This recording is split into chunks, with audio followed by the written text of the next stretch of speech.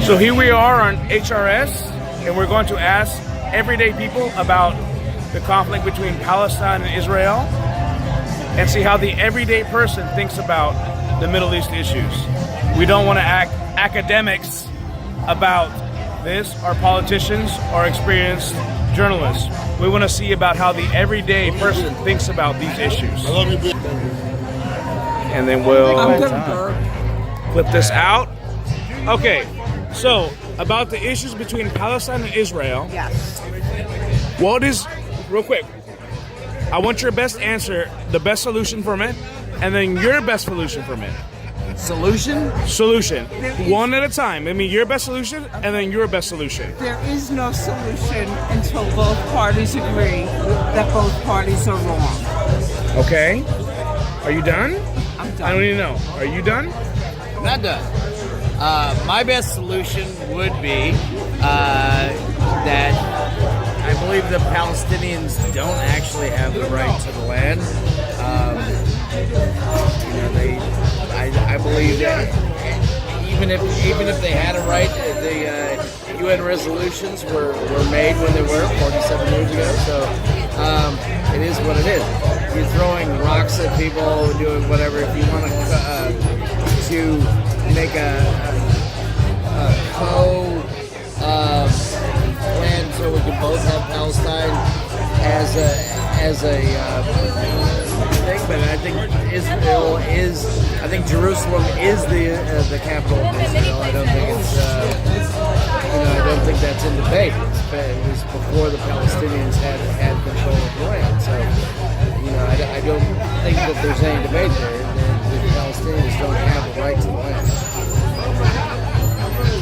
So now we're going to take a quick pause, and we're going to see exactly what they think after further research. Give them 1 second. Okay, so now what we've done, we have given the interviewees a chance to look at their phones, find more research to see if they can give a better answer to this question of Palestine and Israel, to see which one has a more right to the land and a better understanding of who has the better right to the land of the conflict here. So we're going to go and see what the answer they have after they've had a chance to give more research and more information. So I want to see what they have to say. The land was originally called the land of Judea, hence the Jewish state.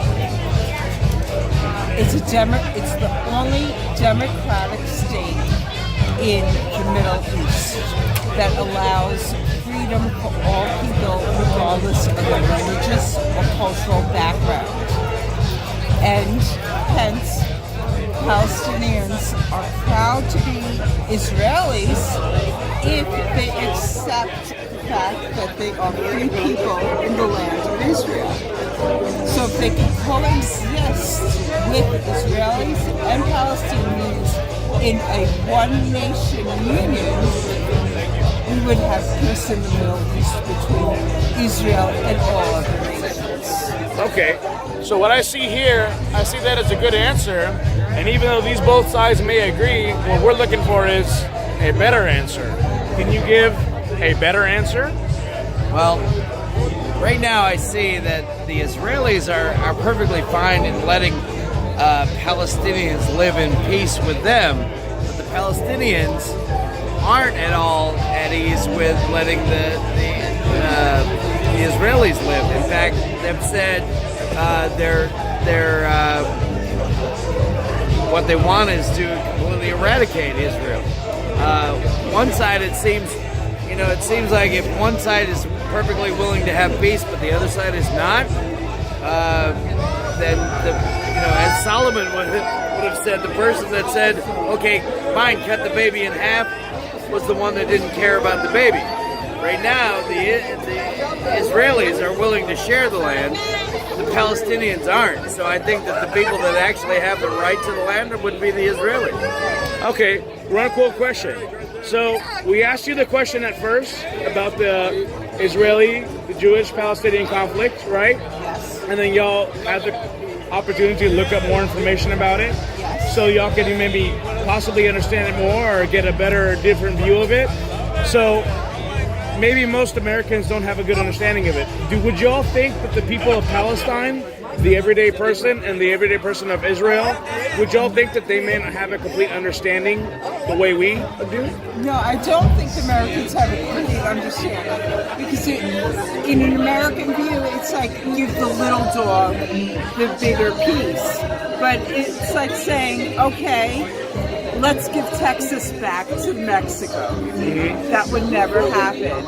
Okay. The Israelis have that land under an agreement, under a written document, Exactly. that it belongs to them. Exactly. And the Palestinians should abide by that and live in peace with the Israelis and understand that they still have their freedom to be who they are, but this country is called Israel. These are sharp. These are very sharp points you make.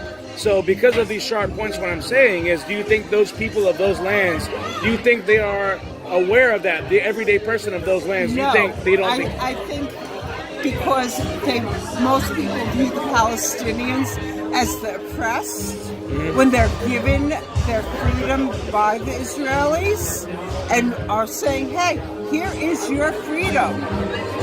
But we're not waving a Palestinian flag. We're still going to wave. But our don't you think Israeli that flag. if you're giving your freedom by somebody, you're already oppressed?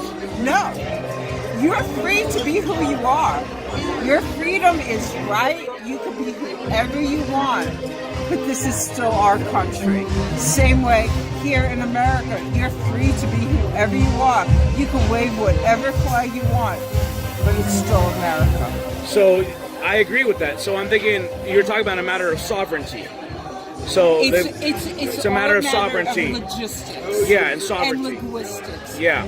This is the term we use. You can't accept it. Well, I'm sorry you can't accept the term, but it's still what it is, And it is Israel versus Palestine. It's the land of Judea, which is a Jewish nation. Okay. What is your specific view on that? Well, I understand. I have quite a few Palestinian friends, and they're saying, well, the land of my grandfathers, I will not stop throwing rocks at tanks until the land of my grandfathers is returned to me. But before it was the land of their grandfathers, it was Israeli site. You know, before the Dome of the Rock was on the Temple Mount, there was a temple there. That's why it's called the Temple Mount. You know, it was definitely in the hands of the Temple of David was up on the mount. There's the rubble of it hanging down there. People say, "Oh, that never existed. That's false. There is no Jews. The Jews are just Russians that brought in from other countries, and they claim that they have Russian background." That's not true at all. The history of the land. But I personally believe that if the Holy Land is the Holy Land for both the Jews, the Christians, and the Muslims, then any rock thrown, any bullet shot, anything that happens, shame on all of us. Because if that's the Holy Land for all three of the major religions on the world, then why are we having any sort of conflict over there? It should be available to all of us. It should be the Holy Land for all of us. It should be God's Holy Land, period. Okay. And might I add, look at the people who are Druzy.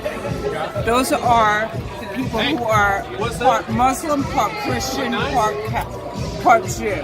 They are the native people, like saying we are Native Americans. The Jews are the native people of Israel, and they support one nation for Israel. They serve in the army, they serve in the Knesset, they serve. And they believe in one country of Israel, not a divided nation of Israel and Palestine. And those are the people we should be listening to, the Jews. Great. This has been a very fruitful interview. I thank you very much. Y'all have a great night. Second. All right. So thank you from HRS News, and it's sponsored by Thompson's Teeth, the only teeth that can crush other teeth. Thank you very much, and you'll have a great night.